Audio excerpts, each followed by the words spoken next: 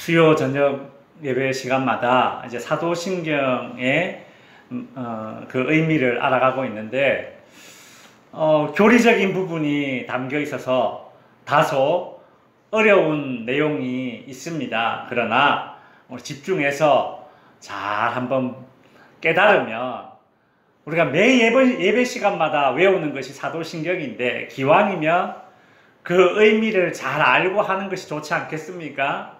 의미를 모르고 그냥 입으로만 외우면 연불이나 뭐가 다르겠습니까? 그죠? 어렵지만 집중해서 잘 한번 따라와 주시기 바랍니다. 사도신경의 구조를 한번 보죠. 우리가 이 사도신경은 총 12개 구절로 이루어져 있다라고 말씀드렸고요. 그 중에 첫 번째 구절은 성부 하나님에 관한 내용이죠. 그죠? 성부 하나님에 관한 내용입니다. 어떤 내용이었습니까? 전능하사 천지를 만드신 하나님 아버지를 내가 믿사오며 라는 내용이었죠. 이 사도신경에서 하나님은 크게 두 부분을 강조한다고 했습니다. 첫 번째는 천지를 만드신 창조주 하나님이라고 하나님을 소개하고 있죠. 하나님에 대한 신앙 고백은 창조주 하나님에 대한 신앙 고백입니다. 두 번째는 그 하나님, 창조주 하나님, 전능하신 하나님이 누굽니까? 바로 우리의 아버지가 되신다라는 것을 강조한다고 말씀드렸습니다.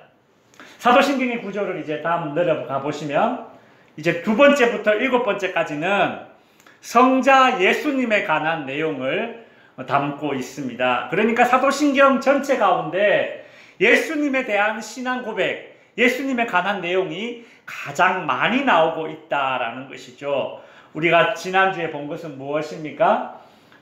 예수님에 대해서 그 외아들 우리 주 예수 그리스도를 믿사오니 라는 내용입니다. 이 구절에서 알 수 있듯이 사도신경은 예수님이 누구신지 예수님에 대해서 네 가지로 소개하고 있습니다. 첫 번째, 외아들이다, 우리의 주다, 이름은 예수다, 그리고 그리스도다, 이렇게 네 가지로 나눠서 그렇게 구분하고 있죠.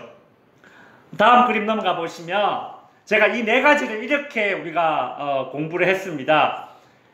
예수는 이름입니다. 그렇죠? 예수는 이름이에요. 예수님의 이름이고, 그리고 외아들 우리 주 그리스도는 예수님의 무엇입니까? 신분이다. 제가 그렇게 말씀드렸습니다. 예수라는 이 이름은 하나님께서 직접 지어주신 이름이죠. 보통 자녀의 이름은 그 자녀의 부모가 짓습니다. 그렇죠? 아니면 조부모가 짓거나 그런데 예수라는 이름은 마리아, 요셉이 지은 것이 아니라 하나님이 직접 예수라 하라, 오늘 우리가 본문에 읽었죠. 마태복음 1장에서. 그렇게 예수님의 이름은 직접 하나님이 지어주셨습니다. 이 예수라는 이름은 어떤 의미가 있다고 그랬습니까?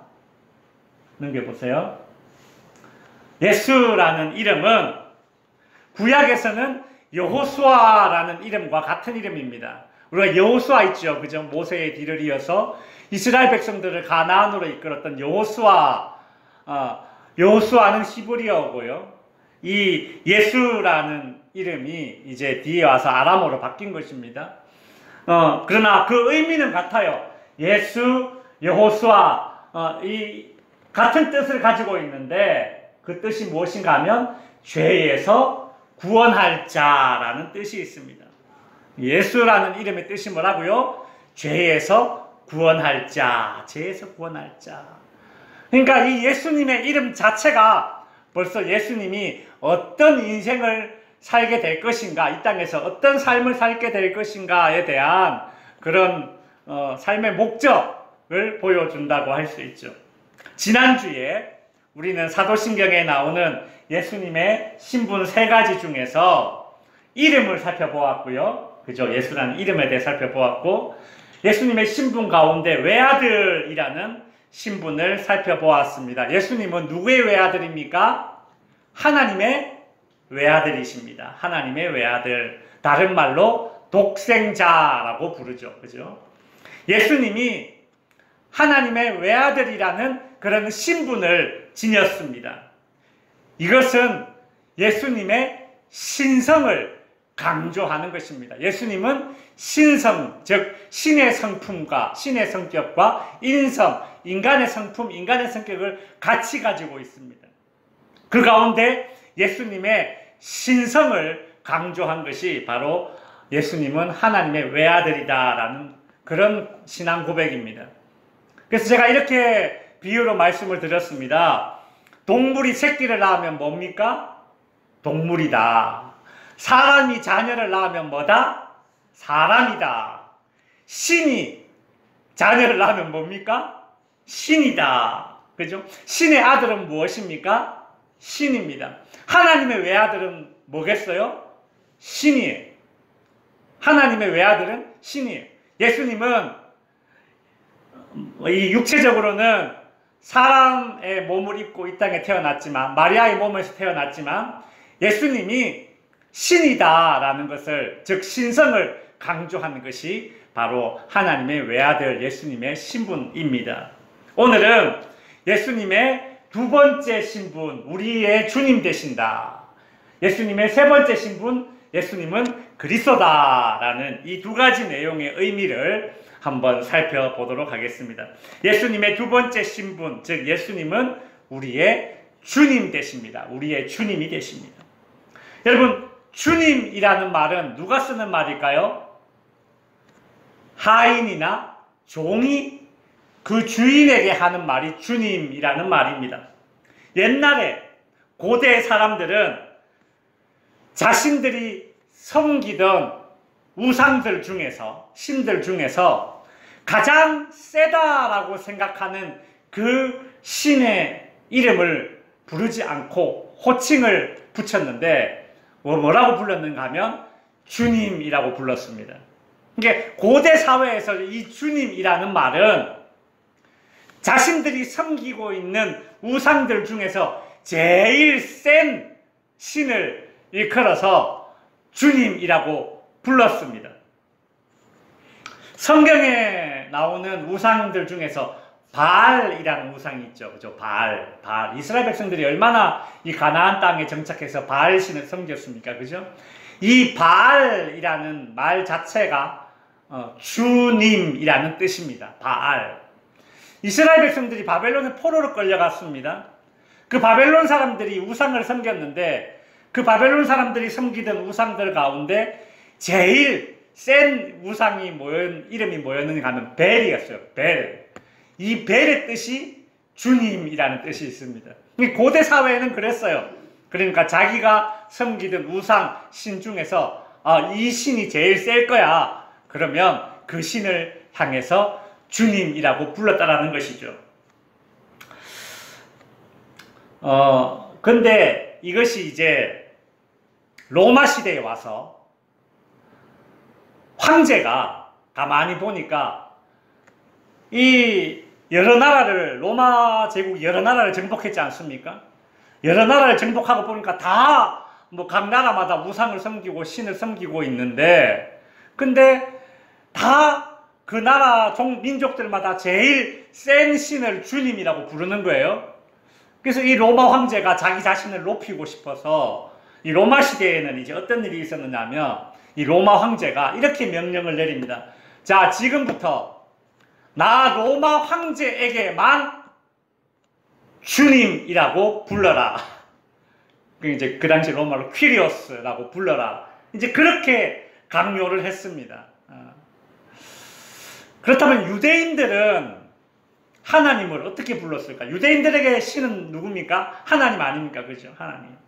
우리가 구약 성경을 이렇게 읽다 보면 여호와라는 말이 많이 나오죠. 그죠? 여호와 하나님 이래 부릅니다. 자, 예를 들어서 시편 23편을 딱 보시면 같이 한번 읽어봅시다. 시작. 여호와는 나의 목자시니 부족함이 없으리로다. 자, 유대인들은 이 성경을 읽을 때에 여호와라는 말이 나옵니다. 하나님의 이름이죠. 여호와는 하나님의 이름입니다. 이 유대인들은 성경을 이렇게 읽으면서 여호와라는 말이 나오면 여호와라고 그렇게 읽지 않습니다. 왜 그런가 하면 이런 생각을 가지고 있어요. 야, 우리가 어떻게 하나님의 이름을 함부로 부를 수 있냐. 그죠? 유대인들은 그렇게 생각했어요. 우리가 왜 어른의 이름을 부를 때도 함부로 안 부르지 않습니까? 그죠? 이 유대인들도 그런 생각 가졌어요.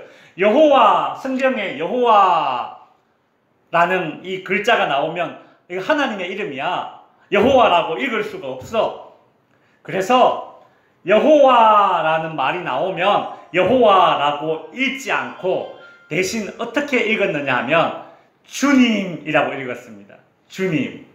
그러니까 유대인들에게도 여호와 하나님이 제일 높은 신이니까 그 여호와 하나님의 이름을 주님이라고 불렀던 것은 그 당시에 만국 공통이에요. 그래서 성경 10편 23편 21절에 여호와는 나의 목자시니 내게 부족함이 없으리로다 이래 되어 있지만 유대인들은 이걸 어떻게 읽는다고요? 주님은 나의 목자시니 내가 부족함이 없으리로다 이렇게 읽었다라는 거예요. 자, 예수님의 제자들도 유대인이죠. 예수님의 제자들도 유대인들입니다. 구약의 여호와 하나님을 주님으로 불렀던 사람들이에요. 그렇기 때문에 하나님의 외아들 되시는 예수님도 제자들은 주님이라고 불렀습니다. 예수님의 제자들이 예수님과 함께 3년간 지내면서 했던 말들 보면 다 예수님을 주님이라고 부릅니다. 주님, 주님. 그대로 하나님의 이름을 부를 수 없어서 주님이라고 하나님을 불렀듯이 이 예수님을 향해서도 제자들은 주님이라고 불렀습니다. 그래서 초대교회 때 예수님을 주님이라고 불렀습니다. 사도행전 2장에 보면 오순절 설교할 때에 유대인들에게 베드로가 이렇게 설교를 합니다. 너희가 십자가에 못 박은 이 예수를 하나님이 주와 그리스도가 되게 하셨느니라 라고 하죠. 퀴리오스, 주님이 되게 하셨다. 예수님이 주님이다. 이제 그렇게 가르치고 이제 설교를 하고 있죠. 이제 한번 생각해 보십시오. 이 당시에 로마 황제가 다스리던 시대입니다. 초대교회 때는. 로마 황제는 뭐라고 이야기했습니까? 자, 지금부터 나 황제를 주님이라고 불러야 된다. 그렇게 이제 명령을 내렸는데 유대인들은 황제에게 주님이라고 하지 않고 누구에게 주님이라고 말합니까? 여호와 하나님에게 주님이라고 말합니다. 또 유대교와 또 비슷한 그 당시 초대교회, 로마 사람들은 초대교회에만 해도 이 유대교와 기독교를 구분하지 못했어요. 다 똑같은 그런 똑같은 건 줄 알았어요. 이제 유대인들은 하나님을 주님이라고 불렀고, 이제 이 기독교, 초대교회도 예수님을 주님이라고 불렀죠. 그러니까 똑같이 주인님이라고 부른 겁니다. 황제를 향해서 주인님이라고 부르지 않고 자기가 믿고 있는 신을 여전히 주인님이라고 부르는 겁니다. 그러니 로마 황제 입장에서는 이것이 탐탁지가 않은 거예요. 여러분 한번 생각해 보십시오. 옛날 조선시대에 나라의 주인이 누굽니까? 임금 아닙니까? 그죠? 근데 왕궁에 있는 임금 외에 또 다른 어떤 사람을 향해서 임금님이라고 부른다면 그런 사람은 영무죄에 해당돼서 죽었을 것입니다. 그렇죠? 그랬어요. 그처럼 로마 시대에 초대교회 성도들은 예수님을 주님이라고 부르며 신앙 고백을 한다라는 이것은 자신의 목숨을 거는 신앙 고백이었습니다. 목숨을 거는 신앙 고백이었어요. 성도 여러분, 오늘날 우리가 입술로 예수님을 주님이라고 부르는 것은 매우 쉬운 일입니다. 그러나 우리가 예수님을 향하여 예수님 당신은 내 인생의 주인이십니다. 내 인생의 주인이십니다. 라는 이 신앙 고백은 예나 지금이나 결코 가벼울 수가 없는 그런 신앙 고백입니다. 말로 하기는 쉽습니다. 그러나 정말 예수님을 내 인생의 주인으로 인정하며 살아가는가? 그 질문은 결코 우리에게 가벼운 질문이 아니에요. 어떤 목사님이 이런 말씀을 하시더라고요. 우리가 예수님을 주님이라고 부르지만, 우리가 예수님을 주님이라고 부르지만, 실제로 그 사람이 돈과 시간을 어떻게 사용하는지를 가만히 살펴보면 그 사람이 주인으로 섬기고 사는 것이 무엇인지 알 수 있다. 이런 말을 해요. 여러분, 저는 여기에 두 가지를 더 보태고 싶습니다. 건강, 재능, 물질, 시간. 이 네 가지. 이 네 가지. 건강, 내 힘. 재능, 내가 잘하는 것. 내가 기뻐하는 것. 하면 즐거운 것. 내 재능, 내가 잘할 수 있는 것. 그다음 물질, 시간. 이 네 가지를 내가 어디에 쏟아붓고 있는가? 예를 들어서 그 네 가지를 나와 내 자녀들을 위해서 쓰는 건 아깝지 않은데 내가 주님이라고 부르는 예수님을 위해 쓰는 건 아깝다. 그러면 우리는 아직까지 예수님을 주님이라고 부르는 초대교회 성도들의 신앙의 발꿈치도 못 따라가고 있는 것이죠. 왜요? 초대교회 성도들은 목숨을 걸고 예수님에게 주님이라고 말했거든요. 이처럼 예수님은 우리의 주님이 되십니다. 그런데 우리가 사도신경에서 놓치지 말아야 할 것 한 가지가 있습니다. 아주 중요한 거 한 가지입니다. 사도신경을 가만히 보시면 이리 되어 있습니다. 그 외아들 어떤 주? 우리 주. 우리 주. 우리 주라고 얘기하고 있어요. 사도신경은 예수님이 주님은 주님인데 누구의 주님? 우리의 주님. 우리의 주님. 예수님을 향해서 나의 주님이라고 말하지 말고 어떤 주님? 우리 주님이라고 그렇게 고백하라고 가르치고 있습니다. 여러분, 마치 주기도문에도 보면 하늘에 계신 누구 아버지요? 우리 아버지요. 우리 아버지. 주기도문에도 보면 예수님이 제자들에게 기도 가르치실 때에 계속 우리를 강조하지 않습니까? 하늘에 계신 우리 아버지요. 오늘날 우리에게 일용할 양식을 주시옵고 우리가 우리에게 죄진 자를 사하여 준 것 같이 우리 죄를 사하여 주옵시고 우리에게 일용할 양식을 주옵시고 우리가 시험에 들지 않게 하옵소서. 여러분, 주기도문도 그렇고요, 사도신경도 그렇고요. 왜 계속 우리를 강조할까요? 우리를. 그 이유는 하나님과 예수님을 우리 하나님, 우리 예수님으로 신앙 고백하는 그런 사람이라면 나의 정신이 아니라 우리의 정신으로 살아야 된다라는 것을 깨닫도록 하기 위함입니다. 즉, 나만 생각하며 사는 것이 아니라 우리를 생각하며 사는 것이 뭐다? 예수님을, 하나님을 주인으로 섬기는 사람들의 삶의 태도다라는 것입니다. 이게 곧 십자가를 지는 삶입니다. 십자가. 여러분, 십자가가 가로가 있고 이렇게 세로가 있지 않습니까? 그렇죠? 가로가 있고 이렇게 세로가 있어요. 그게 십자가예요. 여러분 보십시오.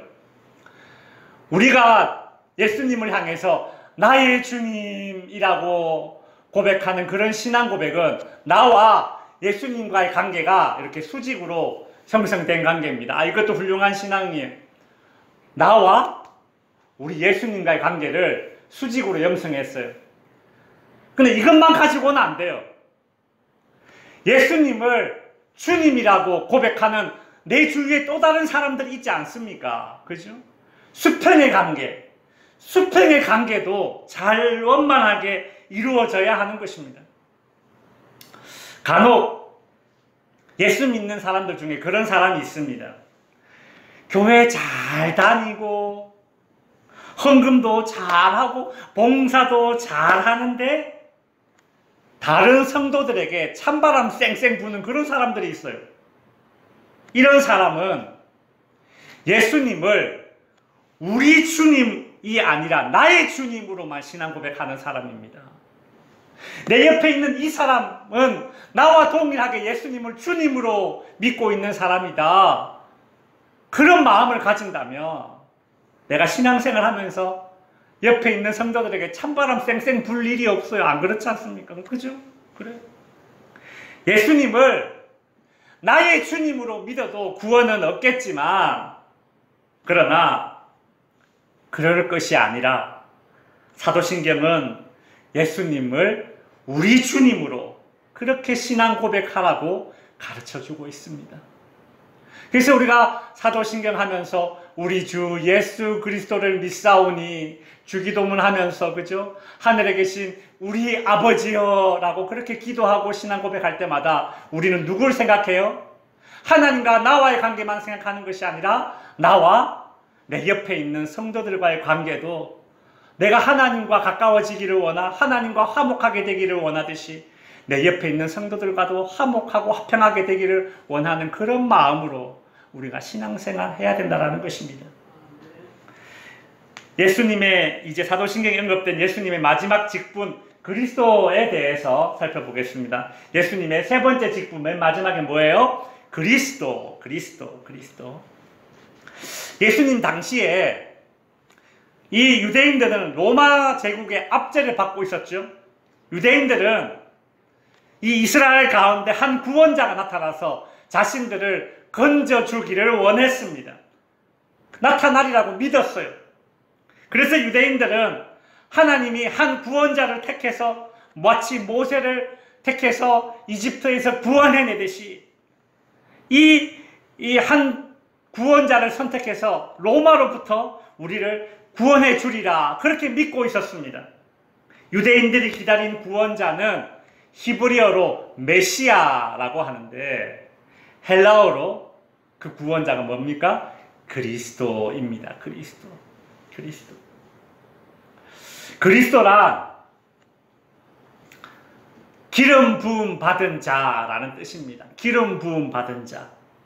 기름 부음 받았다라는 말은 임명장을 받은 겁니다. 임명장. 성경에서 기름 부음 받은 자가 세 부류가 있습니다. 첫 번째는 선지자, 두 번째는 왕, 세 번째는 제사장입니다. 이 선지자, 왕, 제사장은 전부 다 하나님의 일을 하기 위해서 특별하게 임명된 사람들입니다. 여러분, 선지자의 하는 일은 무엇입니까? 가르치는 거예요. 무엇을 가르칩니까? 하나님의 말씀, 하나님의 뜻을 백성들에게 가르치는 일을 하도록 임명된 사람이 선지자입니다. 왕은 무엇입니까? 왕의 역할은 다스리는 거죠. 하나님을 대신해서 하나님의 백성들을 다스리는 일을 하기 위해서 임명된 사람이 왕입니다. 제사장은 무엇입니까? 죄사함을 받는 일에 쓰임받는 사람입니다. 하나님께 죄 용서 받기 위해서 사람들을 대신해서 성전에서 제물을 드리는 일을 했던 사람이 바로 제사장입니다. 이 선지자, 왕, 제사장, 이 세 명의 역할을 한 분이 다 온전히 감당하셨는데 그분이 누굽니까? 바로 예수님이십니다. 예수님께서는 선지자, 왕, 제사장이 했던 이 세 가지 일을 완벽하게 하기 위해서 이 땅에 오셨어요. 이 땅에 오셔서 천국 복음을 가르치시고 십자가의 죽으심으로 우리로 하여금 죄사함 얻게 하셨고 죽으신 지 사흘 만에 다시 부활하셔서 죄와 사망을 이기고 다스리는 권세를 우리 성도들에게도 주신 분이십니다. 여러분, 근데 바로 이 지점에서 이제 유대교와 기독교가 갈라져요. 유대교는 그 역할을 할 메시아가 아직 오지 않았다. 아직까지 그렇게 믿고 있고, 우리 기독교는 뭐예요? 그 메시아, 기름 부음 받은 자 그리스도가 누구다? 예수님이다. 이제 말씀을 마칩니다. 오늘은 예수님의 신분 두 가지를 살펴봤습니다. 첫째는 예수님은 우리 인생의 주님이 되신다. 두 번째는 예수님은 그리스도 되신다. 예수님은 우리를 죄에서 구원하실 자로 이 땅에 오셔서 천국 복음을 가르치시고 선지자의 사명을 다하셨고 우리가 하나님 앞에서 죄 용서함을 받을 수 있도록 제사장의 사명을 다하셨고 죄와 사망을 이기고 사탄의 권세를 이기고 교회를 다스리는 이 세상을 다스릴 왕의 사명을 다하셨습니다. 기독교는 이런 예수님을 나의 주인으로 믿고 그 고백 위에 우리의 신앙이 세워지는 것입니다. 바라기는 성도 여러분, 이 사도신경에 나오는 예수님에 대한 이런 바른 신앙으로 이 흔들리는 세상에서 흔들리지 않는 신앙을 유지할 수 있는 우리 모든 덕지교회 성도님들 될 수 있기를 주님의 이름으로 축원드립니다. 기도하겠습니다. 하늘에 계신 우리 아버지여,